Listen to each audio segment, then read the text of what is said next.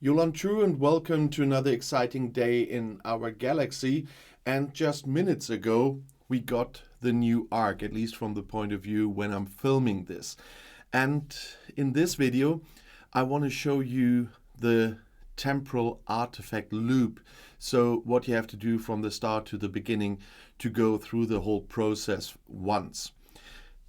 The whole thing is for level 38 plus players, and that has a reason, because the very first thing you get is in the Xborg faction store.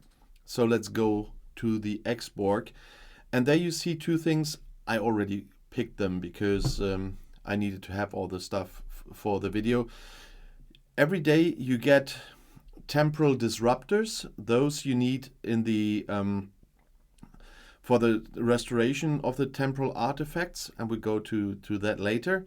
And you can claim 2 silent nebula tokens, and those you need to get into the systems. I will show you very soon where the new silent hostiles are, or the silent enemies, and without those tokens you wouldn't be able to get there. The systems, and I can quickly use the locator thing, no, not the recall thing, the locator thing of my Corina, because I parked it there. The new systems with the silent enemies are north of the smallest Xindi systems. So from Kertoria you go upwards and there you are. It's around the Thalassian cluster. The Thalassian cluster you can access without a token, but all the other systems there are with tokens. And you have to enter one of those systems to attack silent enemies, to use them, the scraps you get there later in the artifact gallery. Before we go in here, we quickly have to go to the artifact gallery, because the choice of your targets depends on the artifact gallery. The artifact gallery changed. In the artifact gallery itself, if you scroll down, you now see new artifacts there, like the Stone of Memory, the Chronoton Sample, the Temporal Observatory, the Orb of the Emissary, and so on. And those are the new temporal artifacts. They are just mixed in with the normal artifacts here. By the way, at the bottom left, you already see the one that Scopely is saying you should get first, because the Great Eye of Error is an artifact that increases the artifact shard cost efficiency for all artifacts. And you start with 2% at the level 1, and it goes up to 25%. The funny thing is that it still shows the same with the levels here, with the remnant levels, although they were completely different. Because for them, we need to go to the convert section on the top right, and there you see 2 new things. You know all the others, the 4 were there before, but you see 2 new things there. That's the 5-star uncommon temporal exchange, 5-star because it's for my level, and that's level dependent.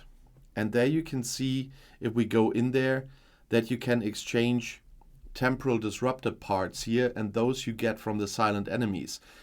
But it also tells you that it's level dependent what silent enemies you have to hunt. I have to hunt level 51 to 53 silent hostiles. I have no clue if I can kill them. We will see that very shortly, but only those I can exchange here. The lower ones I can't exchange in my artifact gallery here because of my level. And so before you decide which system you enter, have a look at your artifact gallery to know what system you need to go to. And then we have temporal disruptors here, which you need to get shards for the temporal artifacts. You get ship parts here. You get prime orbit medallions, which I really like, because it will take time to collect them, but they are really good for some prime research. And as I said, the disruptor parts you need here. And here you see all the Orb of Prophecy and Change, the Orb of Time, the Orb of Emissary, and all the new temporal artifacts. And you decide what you get with them. They have different prices depending on what they are. Let's have a look at the Great Eye of Error, which is the uncommon one that Scopely says we should get. one costs 100 of those temporal disruptors. You need 30 of them to get the great eye of error. And then Nero's Trident, it's a rare one, costs 150. And let's see if I remember correctly, because those probably will be the epic ones because they're too expensive. The Iconian Gateway, for example, is an epic one, and there you need 200 per shard. The good thing is that you decide which one you want to have, and you choose here what you exchange them for.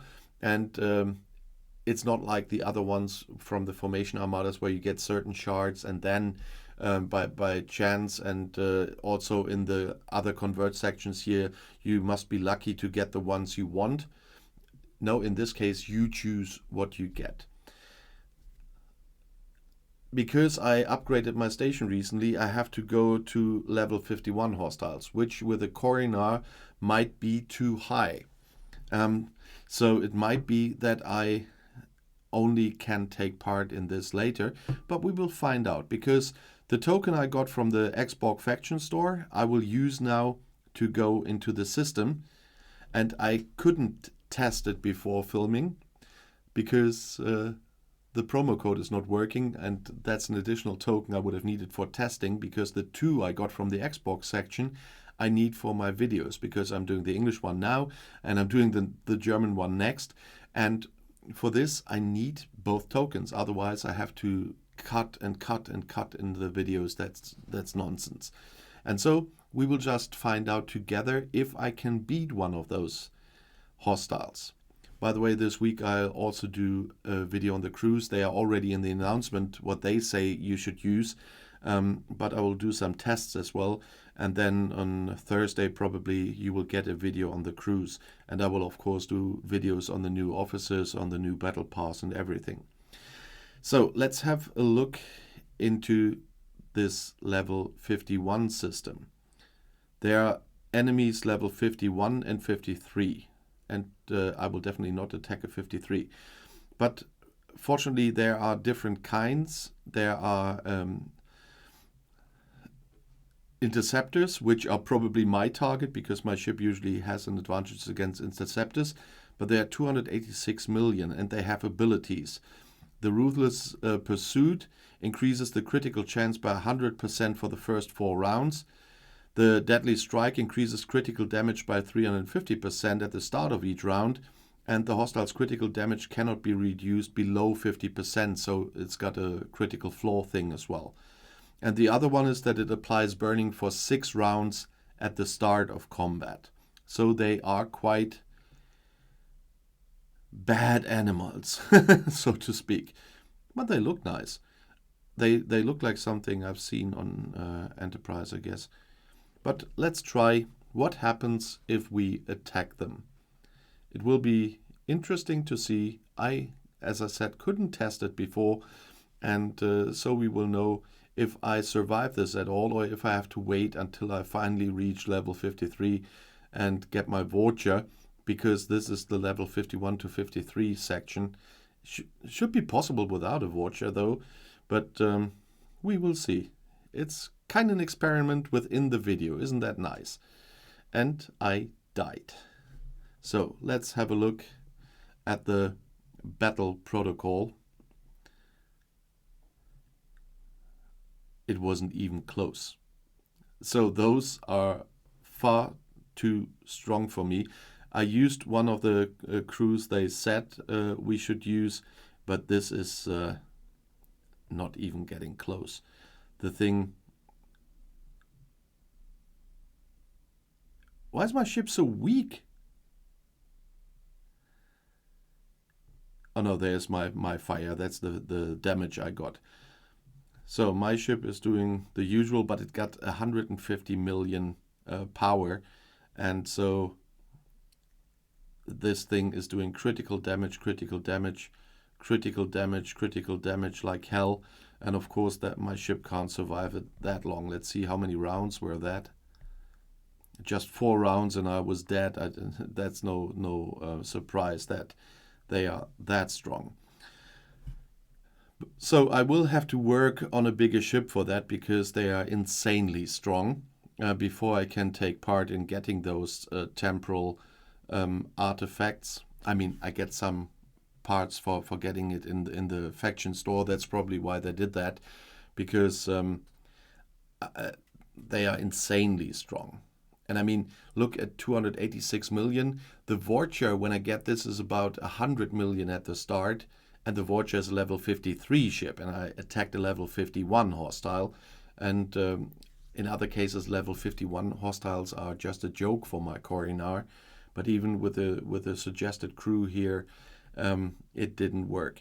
In the next one I do for my German channel, I will try a different crew. That's the good thing when you have to do videos for two different languages. And then I will have a look if I get a little bit closer. But that is not good. But if I would have defeated some of those, I would have gone to the artifact gallery now just to complete the loot for you, the loop for you. Not the loot. I would have completed the loot. That would have been nice. So I would have gone here, gone to convert. Then I would have exchanged it in the 5-star uncommon temporal exchange, so I get more of the temporal disruptors. And then I would have picked what I want to get from here. And I will think about this. There's one. I have to look through them again. There's one that's against critical stuff. Now this increases the critical chance. I would love to have one that decreases critical chance. So I have to have a look at this again a little bit more closely. I looked at the overview this afternoon, but I cannot remember everything. I'm far too old for that. But I will have a look if I find something like that. You can have a look there too.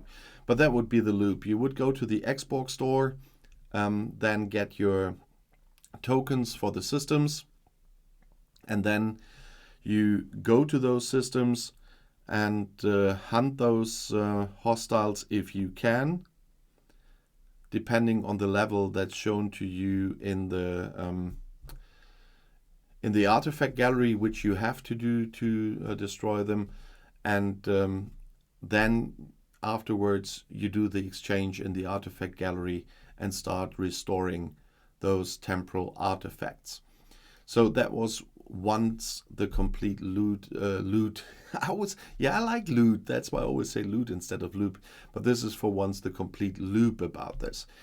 If you are a 38 plus player, let me know if you were able to destroy yours. I know that one of my people already killed one of those silent enemies, but he luckily only had to do level 41. Maybe he had a better chance there. But I hope I will get there at some point. But at least I'm gonna get some of that those disruptor parts every day in the Xbox section. So time after time, I will unlock some of the temporal artifacts, and we will talk about them, of course, in other videos later. But this week it will also be about the battle pass, about the crews, etc. That Scopely is suggesting, and I will do a little test in the meantime as well with different crews to see which I fare best with. And if you have something to add, for example, if you are successful, and then please let my viewers know in the comment section. If you have questions in general, or if you just want to ask for a certain video topic, then you know that I regularly read the comments.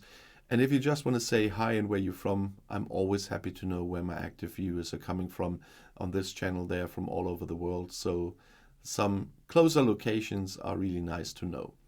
And if you want to see another video right now, the next one is right here in the end screen. I'll see you there. I'll be back.